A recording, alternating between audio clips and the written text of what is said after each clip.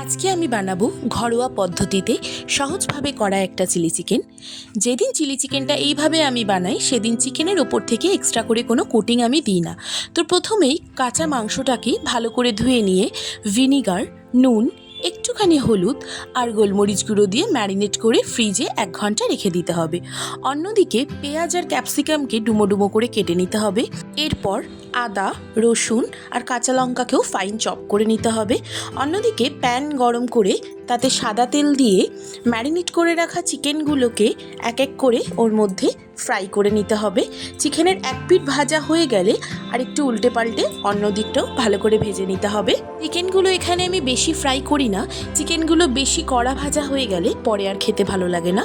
তারপর ওই তেলেই বেশ খানিকটার মতো রসুন কুচি, আদা কুচি, কাঁচা লঙ্কা কুচি দিয়ে ভালো করে নাড়িয়ে চাড়িয়ে একটু গোল্ডেন কালার হয়ে গেলেই তার মধ্যে আগে থেকে কেটে রাখা পেঁয়াজ, ক্যাপসিকাম দিয়ে ভালো করে নাড়াচাড়া করতে হবে। তেলের মধ্যে 1 মিনিটের মতো পেঁয়াজ আর ক্যাপসিকামগুলো ভালো করে নেড়ে তার মধ্যে আগে থেকে করে রাখা রসুন বাটা দিয়ে ভালো করে নাড়াচাড়া করতে হবে। আমি এখানে বেশ অনেকটা পরিমাণেই রসুন বাটা ইউজ করেছি, তোমরা চাইলে অল্প করেও দিতে পারো। আমার নিজের পার্সোনালি চিলি চিকেনে রসুনের ফ্লেভারটা ভীষণ ভালো লাগে। রসুন বাটাটা দিয়ে একটু নাড়িয়ে চাড়িয়ে তার মধ্যে নুন, লঙ্কার গুঁড়ো দিয়ে দিতে হবে।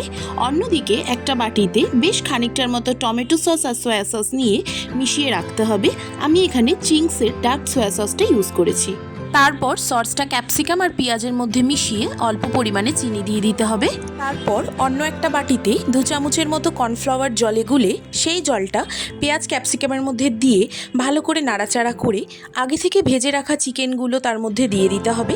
চিকেনগুলোর গায়ে সসগুলো ভালো করে লেগে গেলে আগে থেকে করে রাখা ছোট 1 বাটির গরম জল চিকেনগুলোর মধ্যে দিয়ে একটু ঢাকা চাপা দিয়ে দিতে হবে।